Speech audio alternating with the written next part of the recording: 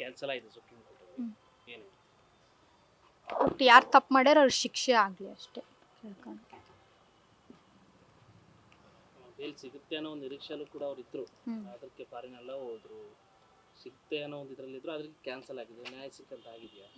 ಕಾನೂನಲ್ಲಿ ಎಲ್ಲರೂ ಸಮಾನವಾಗಿ ನೀವು ಎಕ್ಸ್ಪೆಕ್ಟೇಷನ್ ಇಟ್ಕೊಂಡಿದ್ರೆ ಅಂದರೆ ಬೇಲ್ ಸಿಗ್ಬೋದು ಅನ್ನೋ ಒಂದು ಇದರಲ್ಲಿ ಇದ್ರು ಎಲ್ಲರೂ ಕೂಡ. ನಿಮ್ಗೆ ಏನು ಅನಿಸ್ತಿತ್ತು ಅವ್ರು ನೋಡಿದಾಗ? ನಮಗೆ ಗೊತ್ತಿಲ್ಲ ಕಾನೂನಲ್ಲಿ ಏನು ಕೊಡ್ತಾರಂತ ಗೊತ್ತಿದ್ದೀನಿ. ಯಾವ ರೀತಿ ಶಿಕ್ಷೆ ಆಗಬೇಕು ಅಂತ ಇದೆಯಲ್ಲ ದೇವ್ರ ಕೈಯಲ್ಲಿ.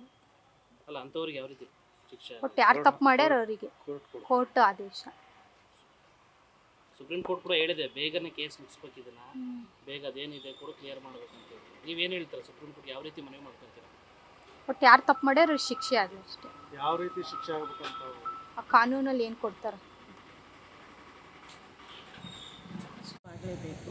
ಅವ್ರು ಕೊಟ್ಟಿದ್ದಾರೆ ನಿರ್ಧಾರಕ್ಕೆ ನ್ಯಾಯ ಸಿಕ್ತು ಅಂತ ಇಷ್ಟೊಂದು ಹೇಳ್ತೀನಿ ಅಷ್ಟೇ. ಅಲ್ಲ, ಇನ್ನೂ ಟ್ರಯಲ್ ಆಗಬೇಕು ಅಷ್ಟೇ. ಈಗ ಬೇರೆ ಮೇಲೆ ಅವರೇನು ಇದು ಮಾಡಿದ್ದಾರೆ ಅದಕ್ಕೆ. ಬೇಲ್ ಕ್ಯಾನ್ಸಲ್ ಆಗಿರೋ ವಿಚಾರ ಫಸ್ಟ್ ನಿಮಗೆ ಗೊತ್ತಾಯಿತು, ನೀವು ನಿಮ್ಮ ಮನೆಯವರಿಗೆ ಹೇಳಿದ್ರು ಬಿಜೆಪಿ? ಹೌದೌದು ಫಸ್ಟ್ ನಾವೇ ಅಲ್ಲ, ಅದು ನೋಡಿದಾಗ ಏನು ಅನಿಸ್ತು ನಿಮಗೆ? ಬೇಲ್ ಕ್ಯಾನ್ಸಲ್ ಆಗಿದ್ದು ನೋಡಿದ್ರಲ್ಲ, ಇಮಿಡಿಯೇಟಾಗಿ ಹೋಗಿ ಮನೆಯವ್ರಿಗೆ ಹೇಳಿದ್ರು. ಆ ಟೈಮಲ್ಲಿ ಏನು ಅನಿಸ್ತು? ಇಲ್ಲ, ನ್ಯಾಯ ಅಷ್ಟೇ. ಮಗನಿಗೆ ಆತ್ಮಕ್ಕೆ ಶಾಂತಿ ಸಿಕ್ತು, ಅಷ್ಟೊಂದು ಸಂತೋಷ ಪಡ್ಬೋದು. ಬೇಲ್ ಕಂಟಿನ್ಯೂ ಆಗುತ್ತೆ ಅನ್ನೋ ಖುಷಿಯಲ್ಲಿ ಫಾರಿನೆಲ್ಲ ಹೋಗಿದ್ದು. ಬೇಲ್ ಕ್ಯಾನ್ಸಲ್ ಆಗಿದೆ, ಅದಕ್ಕೆ ಏನು ಅನ್ಸುತ್ತೆ? ಅದು ಕಾನೂನು ಬಿಟ್ಟು ವಿಚಾರ ಅಲ್ವಾ, ನಾವು ಹೆಂಗೆ ಹೇಳೋಕ್ಕಾಗುತ್ತದು ಅವ್ರಿಗೆ? ಅದು ಅವ್ರಿಗೆ ಬಿಟ್ಟಿರೋದು ಕಾನೂನು. ಈ ಶಿಕ್ಷೆ ಆಗುತ್ತಾ ಅನ್ನೋ ನಂಬಿಕೆ ಬಂದಿದೆ ತಮಗೆ? ನ್ಯಾಯ ಸಿಗುತ್ತೆ ಅದು ಕೋರ್ಟಿಗೆ ಅನ್ವಯಿಸುತ್ತೆ, ನನಗೆ ಗೊತ್ತಿಲ್ಲ. ಕಾನೂನು ಏನು ತೀರ್ಮಾನ ತಗೊಳುತ್ತೋ ಅದು ಕಾನೂನಿಗೆ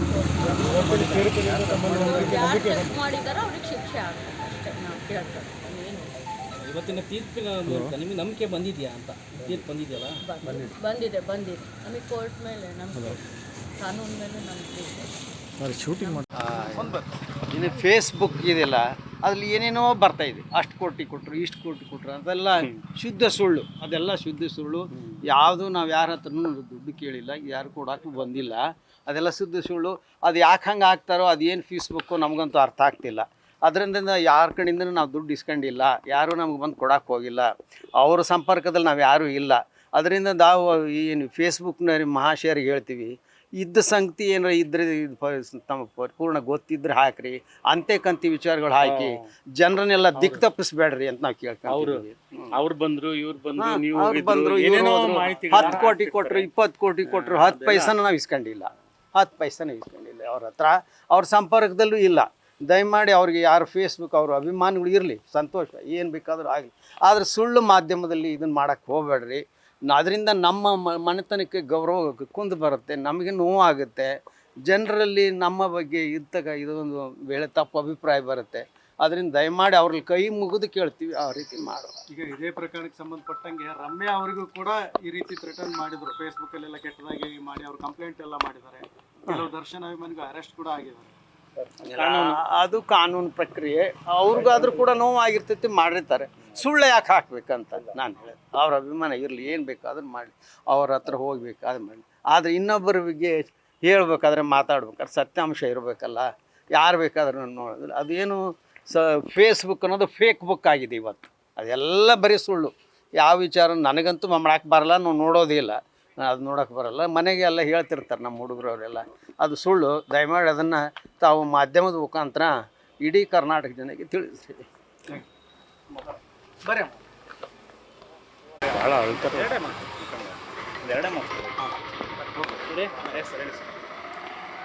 ಮೊದಲನೇದಾಗಿ ಸರ್ಕಾರ ಮತ್ತು ಪೊಲೀಸ್ ಇಲಾಖೆ ಇವರಿಗೆ ನಾನು ಕೃತಜ್ಞತೆಗಳನ್ನು ಸಲ್ಲಿಸ್ತೀನಿ. ಯಾಕಂದರೆ ಸರ್ಕಾರ ಈ ಹಂತದಲ್ಲಿ ಮುಂದಕ್ಕೆ ಹೋಗಲಿಲ್ಲ ಅಂದಿದ್ರೆ ಏನು ಗೊತ್ತಾಗ್ತಿರ್ಲಿಲ್ಲ. ಅದು ಯಾರು ತಪ್ಪಿದೆ, ಯಾರು ಇದಿದೆ ಅನ್ನೋದು ಗೊತ್ತಿಲ್ಲ. ಅದೇ ರೀತಿಯಾಗಿ ಮುಂದೆ ಸುಪ್ರೀಂ ಕೋರ್ಟ್ ಸಹ ನಾನು ಮಾಧ್ಯಮದಲ್ಲೇ ನೋಡ್ತಾ ಇದ್ದೆ, ಶೀಘ್ರವಾಗಿ ತ್ವರಿತವಾಗಿರ್ತಕ್ಕಂತಹ ರೀತಿಯಲ್ಲಿ ವಿಚಾರಣೆ ನಡೆಸಬೇಕು ಆ ಕೇಸನ್ನು ಅನ್ನುವಂಥದ್ದನ್ನು ಹೇಳಿದೆ. ನಿಜಕ್ಕೂ ನಾವು ಸಹ ತಮ್ಮ ಮೂಲಕ ಈಗಾಗಲೇ ಆಗ್ರಹ ಮಾಡಿದ್ವಿ. ಟ್ರಯಲ್ ಕೋರ್ಟು ಒಂದು ವಿಶೇಷವಾದಂಥ ಟ್ರಯಲ್ ಕೋರ್ಟಲ್ಲಿ ಆಗಬೇಕು ಅನ್ನುವಂಥದ್ದನ್ನು ಆ ಪ್ರಕಾರ ಸುಪ್ರೀಂ ಕೋರ್ಟು ಸಹ ಹೇಳಿದೆ ಅಂಥೇಳಿ ಭಾವಿಸ್ತೀನಿ. ಖಂಡಿತ ಒಂದು ಇದರಿಂದ ನಮಗೇನು ಗೊತ್ತಾಗ್ತದೆ ಅಂದರೆ ಯಾರೇ ತಪ್ಪು ಮಾಡಿದರೂ ಸಹ ಯಾವತ್ತೂ ತಪ್ಪಿಸ್ಕೊಳ್ಳಿಕ್ಕೆ ಸಾಧ್ಯ ಇಲ್ಲ ಅಂತಕ್ಕಂಥದ್ದು ಗೊತ್ತಾಗ್ತದೆ. ಒಂದು ಕಡೆ ಎಲ್ಲಾದ್ರೂ ತಪ್ಪಿಸ್ಕೊಂಡ್ರು ಇನ್ನೊಂದು ಕಡೆ ಯಾಕಂದರೆ ನಾವು ಕಾನೂನಿನ ಬಗ್ಗೆ ಇನ್ನೂ ಹೆಚ್ಚು ಯಾವತ್ತೂ ಗೌರವ ಕೊಡ್ತೀವಿ, ಯಾವತ್ತೂ ಗೌರವ ಇದೆ. ಇನ್ನೂ ಹೆಚ್ಚು ನಮಗೆ ಇನ್ನೂ ಹೆಚ್ಚಿನ ಒಂದು ಗೌರವ ಉಂಟಾಗಿದೆ. ಯಾಕಂದರೆ ಯಾರು ತಪ್ಪು ಮಾಡಿದಾರೋ ಅವರಿಗೆ ಶಿಕ್ಷೆ ಆಗಿರ್ತಕ್ಕಂಥದ್ದು ನಿಜಕ್ಕೂ. ಅದೇ ರೀತಿಯಾಗಿ ಇನ್ನೂ ಏನು ಈ ಸಂದರ್ಭದಲ್ಲಿ ಹೇಳಬೇಕು ಬೇಡ ಗೊತ್ತಿಲ್ಲ ನನಗೆ. ಸ್ವಲ್ಪ ಈಗಾಗಲೇ ಅವ್ರು ಹೇಳಿದರು ಭಾವುಕರಾಗಿ, ಆ ಚಿಕ್ಕ ವಯಸ್ಸಿನ ಹೆಣ್ಮಗಳು, ಆ ಮಗು ಬೇರೆ ಇದೆ, ಅವರಿಗೆ ಸರ್ಕಾರ ಏನಾದರೂ ಮಾಡಿ ಒಂದು ವಿಶೇಷವಾದಂಥ ಪ್ರಕರಣ ಅಂತ ಮಾಡಿ ಅವ್ರಿಗೊಂದು ಸೌಲಭ್ಯವನ್ನು ಕಲ್ಪಿಸ್ಕೊಡ್ಬೇಕು ಅವ್ರ ಜೀವನಕ್ಕೆ ಅನ್ನುವಂಥದ್ದು ಒಂದು ಮನವಿಯನ್ನು ಮಾಡ್ಕೊಳ್ಳಿಕ್ಕೆ ಈ ಸಂದರ್ಭದಲ್ಲಿ ಇಷ್ಟ. ಈಗ ದರ್ಶನ್ ಬೇಲ್ ಸಿಕ್ಕ ಮೇಲೆ ರೌಡಿಗಳ ಜೊತೆ ಹೋಗಿದ್ರು, ಫಾರಿನ್ಗೆ ಹೋಗಿದ್ರು ಇಂಥಲ್ಲೆಲ್ಲ ಓಡಾಡಿದ್ರು ಸರ್. ರೌಡಿಗಳ ಜೊತೆಗೆಲ್ಲ ಇಲ್ಲ, ಅದ್ರ ಬಗ್ಗೆ ಅಲ್ಲ ಸರ್, ಅದ್ರ ಬಗ್ಗೆ ನಮಗೇನು ಮಾಹಿತಿ ಇಲ್ಲ. ಒಂದೊಮ್ಮೆ ಅದು ಕೋರ್ಟ್ ಇದೆ, ಅದಕ್ಕೆ ತಕ್ಕಂಥದ್ದು ಕಾನೂನಿದೆ. ಅದು ಆ ರೀತಿ ಇದ್ದರೆ ಆ ಕಾನೂನಿಗೆ ವ್ಯಾಪ್ತಿಗೆ ಅದೇನಾಗುತ್ತೋ ಅದು ಆಗಲಿ sir. Thank you. D boss ದರ್ಶನ್ಗೆ ಇವಾಗ ಸುಪ್ರೀಂ ಕೋರ್ಟ್ ಸ್ಪಷ್ಟವಾದಂಥ ಜಾಮೀನನ್ನು ರದ್ದು ಮಾಡಿರುವಂಥದ್ದು. ಹಾಗಾಗಿ ಜಾಮೀನನ್ನು ರದ್ದು ಮಾಡಿರೋ ಬೆಳವಣಿಗೆಗಳಲ್ಲಿ ಕೋಟೆಗಳ ನಾಡು ಚಿತ್ರದುರ್ಗದ ನಿವಾಸಿಯಾಗಿದ್ದಂಥ ರೇಣುಕಾ ಸ್ವಾಮಿಯ ಹತ್ಯೆ ಪ್ರಕರಣ ಸಂಬಂಧಪಟ್ಟಂತೆ ಮತ್ತು ಡಿ ಬಾಸ್ಗಾಗಿರುವಂಥ ಈ ಒಂದು ಆದಿ ಸಂಬಂಧಪಟ್ಟಂತೆ ಜನ ಏನಂತಾರೆ, ಅಭಿಮಾನಿಗಳು ಏನಂತಾರೆ ಮತ್ತು ವಿಶೇಷವಾಗಿ ಅವರ ಕುಟುಂಬಸ್ಥರು ಬಂಧುಗಳು ಅಂತಾರೆ. ಕೇಳೋಣ ಬನ್ನಿ. ಹೇಳಿ ಏನು ಸರ್, ಇವಾಗ ದರ್ಶನ್ ಅವರು ಈ ಪ್ರಕರಣ ಎಲ್ಲ ನಡೀತಾ ಇದೆಯಲ್ಲ, ಹಂಗಾಗಿ ಈಗ ರೇಣುಕಾ ಸ್ವಾಮಿ ಅವ್ರು ಮಾಡಿರೋದು ಕರೆಕ್ಟ್ ಅಂತಾನೆ ಹೇಳೋಕ್ಕಾಗಲ್ಲ. ಈಗ ಹೆಣ್ಣಿನ ಬಗ್ಗೆನೂ ಇವಾಗ ತುಂಬ ಇದಾಗ್ತೈತೆ. ಈಗ ಇಂಥವ್ರು ಬಯಲಿಗಿದ್ದಾರೆ, ಆದರೆ ಇನ್ನೂ ಬಯಲಿಗೆ ಬರದೇ ಇರೋಂಥ ವಿಷಯಗಳು ಸುಮಾರು ಇದ್ದಾವೆ. ಆದರೆ ಈಗ ಬಯಲಿಗೆ ಬಂದಂಥ ಪ್ರಕರಣ ಇದು. ಈಗ ಎಷ್ಟೋ ಸೌಜನ್ಯ ಕೇಸ್ ಆಗಿರ್ಬೋದು, ತುಂಬ ರೇಪ್ ಕೇಸ್ಗಳು ನಡೀತಾನೆ ಇದ್ದಾವೆ. ಇಂಥವ್ರನ್ನೆಲ್ಲ ನಾವು ಬಿಟ್ಕೊಂತ ಹೋದ್ರೆ ಮುಂದೆ ಹೆಚ್ಚಾಗಿಬಿಡ್ತಾರೆ. ಇವಾಗ ಒಂದು ಗೌರ್ಮೆಂಟ್ ತಗೊಳ್ಬೇಕಾಗಿರೋ ಅಂಥ ಇದನ್ನು ನಮ್ಮ ದರ್ಶನ್ ಸರ್ ಅವ್ರು ತಗೊಂಡಿದ್ದಾರೆ. ಈಗ ಕೋರ್ಟೇನೆ ಹೇಳಿಬಿಟ್ರೆ ರೇಪ್ ಆಗಿರೋರಿಗೆ ಮರಣದಂಡನೆ ಅಂತ ಕೊಟ್ಬಿಟ್ರೆ ಯಾರು ಏನು ಮಾಡೋದಿಲ್ಲ. ಈಗ ದರ್ಶನ್ ಮಾಡಿರೋರು ಸರಿ ಅಂತ ಏನೋ ಹೇಳೋಕ್ಕಾಗಲ್ಲ, ಅಂತ ಇವ್ರು ಮಾಡ್ರೆ ಸರಿ ಅಂತಲೂ ಹೇಳೋಕ್ಕಾಗಲ್ಲ. ಈಗ ರೇಣುಕಾ ಸ್ವಾಮಿ ಅವ್ರು ಮಾಡಿರೋದು ಕೂಡ ತಪ್ಪೇನೆ. ಅವ್ರ ಹೆಂಡತಿ ಅವ್ರು ಏನೋ ಸರ್ಕಾರಿ ನೌಕರಿ ಕೊಡಬೇಕು ಅಂತ ಹೇಳಿದ್ದಾರೆ. ಯಾಕಂದರೆ ರೇಣುಕಾ ಸ್ವಾಮಿ ಅವ್ರು ಮಾಡಿರೋದು ನಿಜ ಅಂತ ನಾವು ಹೇಳೋಕ್ಕಾಗಲ್ಲ. ಅವ್ರು ಹೆಂಗೆ ಸರ್ಕಾರಿ ನೌಕರಿ ಕೊಡೋಕ್ಕಾಗುತ್ತೆ ಸರ್? ನಾನು ಎರಡು ಮಾತುಗಳ ಮುಗಿಸಿ ರಕ್ಷಿತಾ ಅಂತ ಸರ್. ನಾವು ಪ್ರಸಿದ್ಧ ಚಿತ್ರದುರ್ಗದ ನಿವಾಸಿನೇ. ಸುಪ್ರೀಂ ಕೋರ್ಟ್ ಏನು ತೀರ್ಪು ಕೊಟ್ಟಿರೋದ ಅದು ಒಳ್ಳೇದಂತ ನನ್ನ ಭಾವನೆ.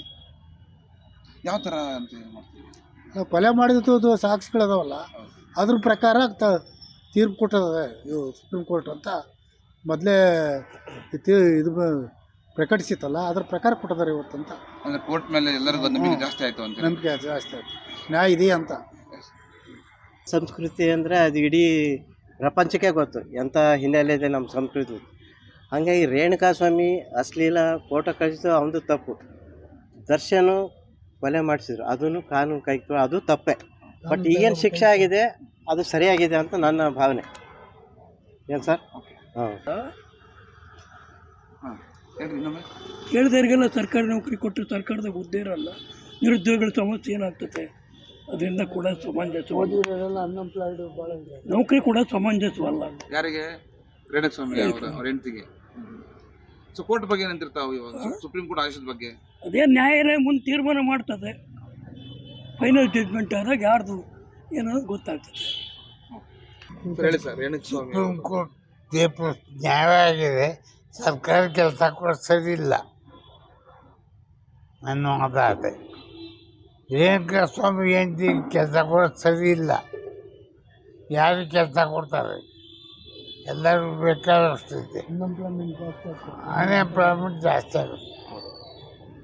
ಸೊ ಈಗ ಸುಪ್ರೀಂ ಕೋರ್ಟ್ ಮಾಡೋ ಆದೇಶದ ಬಗ್ಗೆ ಏನಂತೀರಿ? ದರ್ಶನ್ ಬಗ್ಗೆ? ದರ್ಶನ್ ಬಗ್ಗೆ ಕೆಡ್ತು ಅಂತ ಆಯ್ತು. ಈಗ ಚಿತ್ರನಟರು ಅಂತ ದರ್ಶನ್ ಅವರು ಈಗ ಸುಪ್ರೀಂ ನ್ಯಾಯಾಲಯದಲ್ಲಿ ಅವರ ವಿರುದ್ಧವಾಗಿ ತೀರ್ಪು ಬಂದಿದೆ. ಆದರೆ ಇವತ್ತು ದರ್ಶನ್ ಅವರಿಗೆ ಮುಂದಿನ ಅಪೀಲು ಸಲ್ಲಿಸುವಂಥ ಅವಕಾಶ ಸಹ ಇವತ್ತಿದೆ. ಆದರೆ ಇವತ್ತು ನಾವು ನ್ಯಾಯಾಂಗದ ವಿಚಾರವಾಗಿ ನಾವು ಅವರಿಗೆ ಗೌರವ ಕೊಡಬೇಕಾಗ್ತದೆ. ಯಾಕೆಂದರೆ ನ್ಯಾಯಾಂಗ ನಮ್ಮ ದೇಶದಲ್ಲಿ ಸುಭದ್ರವಾಗಿದೆ ಅನ್ನೋದಕ್ಕೆ ಇವತ್ತು ಹೈಕೋರ್ಟ್ನಲ್ಲಿ ಮತ್ತು ಸುಪ್ರೀಂ ಕೋರ್ಟ್ನಲ್ಲಿ ಆಗಿರೋಂಥ ಒಂದು ವಿಶೇಷ ತೀರ್ಪೇ ನ್ಯಾಯಾಲಯ ಬದ್ಧವಾಗಿದೆ ಅನ್ನೋದಕ್ಕೆ ಒಂದು ಇದು ನಂಬಿಕೆ ವಿಶ್ವಾಸ ಜನರಲ್ಲಿ ಮೂಡಿದೆ. ಆದರೆ ಇವತ್ತು ದರ್ಶನ್ ಅವರು ನಾನು ಏನು ತಪ್ಪು ಮಾಡಿಲ್ಲ, ನನಗೆ ಮುಂದಿನ ದಿನಗಳಲ್ಲಿ ನ್ಯಾಯಾಲಯದಲ್ಲಿ ಅವಕಾಶ ಇದೆ ಅಂತ ಅಂದು ಅವರು ಅಪೀಲು ಸಲ್ಲಿಸೋಕ್ಕೆ ಅವಕಾಶ ಇದೆ. ಅದನ್ನು ಕಾದು ನೋಡುವಂಥ ಸಂದರ್ಭ ಸಹ ಅವರಿಗಿದೆ, ಅವಕಾಶ ಇದೆ ದರ್ಶನ್ ಅವರಿಗೆ. ನಮ್ಮ ಹೆಸರು ಜಗದೀಶ್ ಗುಂಡೇರಿ, ವಕೀಲರು, ಚಿತ್ರದುರ್ಗ. ಸುಪ್ರೀಂ ಕೋರ್ಟ್ನ ಮಹತ್ವ ಅನ್ವಯ ಕರ್ನಾಟಕದ ಡಿ ಬಾಸ್ ಎಂದೇ ಖ್ಯಾತಿಯನ್ನು ಗಳಿಸಿರುವ ದರ್ಶನ್ ಮತ್ತೊಮ್ಮೆ ಜೈಲಿಗೆ ಹೋಗುವಂತ ಪ್ರಸಂಗ ಉಂಟಾಗಿರುವಂಥದ್ದು. ಚಿತ್ರದುರ್ಗದ ರೇಣುಕಸ್ವಾಮಿಯ ಏನು ಮರ್ಡರ್ ಪ್ರಕರಣ ಇದೆ, ಆ ಪ್ರಕರಣಕ್ಕೆ ಸಂಬಂಧಪಟ್ಟಂತೆ ಈಗಾಗಲೇ ಹೈಕೋರ್ಟ್ನಿಂದ ಜಾಮೀನನ್ನು ತೆಗೆದುಕೊಂಡಿದ್ರು. 287 ದಿನಗಳ ನಂತರ ಸುಪ್ರೀಂ ಕೋರ್ಟ್ ಸ್ಪಷ್ಟವಾಗಿ ಆದೇಶವನ್ನ ರವಾನೆ ಮಾಡಿದೆ. ಅಷ್ಟೇ ಅಲ್ಲ, ಈ ಒಂದು ಪೀಠ ನೀಡಿರುವಂಥ ಆದೇಶಕ್ಕೆ ತಲೆಬಾಗಿರುವಂಥ ಎಲ್ಲರೂ ಕೂಡ ಈಗಾಗಲೇ ಆ ಕೆಲಸ ಕಾರ್ಯಗಳನ್ನು ಮಾಡ್ತಿರುವಂಥದ್ದು. ಅಂದರೆ ಕೋರ್ಟ್ನ ಪ್ರತಿಯೊಂದು ಹಂತದ ನಿರ್ಧಾರ ಏನಿದೆ ಅದಕ್ಕೆಲ್ಲರೂ ಕೂಡ ತಲೆಬಾಗಲೇಬೇಕು ಅಂತ. ಹಾಗಾಗಿ ಒಂದು ಕಡೆ ದರ್ಶನ್ ಮತ್ತು ಪವಿತ್ರ ಗೌಡ ಅವರ ಗ್ಯಾಂಗ್ ಮತ್ತೊಮ್ಮೆ ಜೈಲಿಗೆ ಹೋಗುವಂಥದ್ದು ಸ್ಪಷ್ಟವಾಗಿರುವಂಥದ್ದು. ಮತ್ತು ಎರಡನೇದಾಗಿ ರಾಜತಿಥ್ಯವನ್ನ ಅಂದರೆ ದರ್ಶನ್ಗೆ ವಿಶೇಷವಾಗಿ ಏನೋ ಜೈಲಿದ್ದ ಸಂದರ್ಭದಲ್ಲಿ ಒಳ್ಳೊಳ್ಳೆ ಊಟೋಪಚಾರಗಳನ್ನ ವಸತಿಯನ್ನು ಕೊಟ್ಟಂತ ಜೈಲಿನ ಅಧಿಕಾರಿಗಳನ್ನು ಕೂಡ ಅಮಾನತು ಮಾಡಬೇಕು ಅನ್ನುವ ಆದೇಶವನ್ನು ಕೂಡ ಸುಪ್ರೀಂ ಕೋರ್ಟ್ ಹೊರಡಿಸುವಂಥದ್ದು ಅತ್ಯಂತ ಶ್ಲಾಘನೀಯ ಸಂಗತಿ. ಹಾಗಾಗಿ ಒಂದು ಕಡೆ ಚಿತ್ರದುರ್ಗ ನಗರದಲ್ಲಿ ದರ್ಶನ್ ಅವರ ಪರವಾಗಿನೂ ಕೂಡ ಅಭಿಮಾನಿಗಳು ಮಾತಾಡ್ತಿರೋಂಥದ್ದು ಮತ್ತು ರೇಣುಕಸ್ವಾಮಿಯ ಪರವಾಗಿನೂ ಕೂಡ ಮಾತಾಡ್ತಿರೋಂಥದ್ದು. ಒಂದು ಕಡೆ ರೇಣುಕಸ್ವಾಮಿ ಅವರ ಕುಟುಂಬ ಸರ್ಕಾರಿ ನೌಕರಿ ಕೊಡಬೇಕು ಅವ್ರ ಹೆಂಡತಿಗೆ ಅಂತ ಹೇಳಿದ್ರೆ ಅದನ್ನ ನೇರವಾಗಿ ಆಕ್ರೋಶವನ್ನ ವ್ಯಕ್ತಪಡಿಸಿರುವಂತ ನಾಗರಿಕರು ನೌಕರಿಯನ್ನು ಕೊಡೋದಕ್ಕೆ ಬರೋದಿಲ್ಲ, ಕೊಡಬಾರದು ಅನ್ನುವ ಉದ್ದೇಶ ಹೇಳ್ತಿದ್ದಾರೆ. ಇನ್ನೊಂದು ಕಡೆ ದರ್ಶನ್ ಮಾಡಿರುವಂತ ಈ ಕೃತ್ಯಕ್ಕೆ ಶಿಕ್ಷೆ ಆಗಿರೋದು ಸ್ಪಷ್ಟವಾಗಿದೆ ಅಂತ ಹೇಳ್ತಿದ್ದಾರೆ. ಅದೇನೇ ಆಗಲಿ, 28 ವರ್ಷಗಳ ಕಾಲ ನಟನಾಗಿ ಅದ್ಭುತವಾದ ಸಿನಿಮಾಗಳನ್ನು ಕೊಟ್ಟಂತ ದರ್ಶನ್ ಸಾಕಷ್ಟು ಒಳ್ಳೆ ಕೆಲಸ ಕಾರ್ಯಗಳನ್ನು ಮಾಡಿಕೊಂಡು ಬಂದಿದ್ರು. ಲಕ್ಷಾಂತರ ಮತ್ತು ಕೋಟ್ಯಾಂತರ ಅಭಿಮಾನಿಗಳಿಂದ ಜೈಘೋಷ ಡಿ ಬಾಸ್ ಅಂತ ಕರೆಸ್ಕೊಳ್ತಾ ಇದ್ರು. ಆದ್ರೆ ಇದೀಗ ಈ ಪ್ರಕರಣದಿಂದ ಮತ್ತೊಮ್ಮೆ ಜೈಲಿಗೆ ಹೋಗುವಂತ ವ್ಯವಸ್ಥೆ ಉಂಟಾಗಿರುವಂತದ್ದು. ಅದೇನೇ ಆಗಲಿ, ಹೊಸ ಸಿನಿಮಾದಲ್ಲಿ ಹೆಚ್ಚಿನ ವಿಶೇಷವಾಗಿ ಗರ್ಜನೆ ಮಾಡಬೇಕಾದಂತ ದರ್ಶನ್ ಮತ್ತೊಮ್ಮೆ ಜೈಲಿಗೆ ಹೋಗ್ತಿರೋಂಥದ್ದು ಅವರ ಕರ್ಮಕ್ಕೆ ಸಾಕ್ಷಿಯಾಗಿದೆ. ಮಾದೇಶ್ವರ ಶ್ರೀಕರಣ ನ್ಯೂಸ್, ಚಿತ್ರದುರ್ಗ.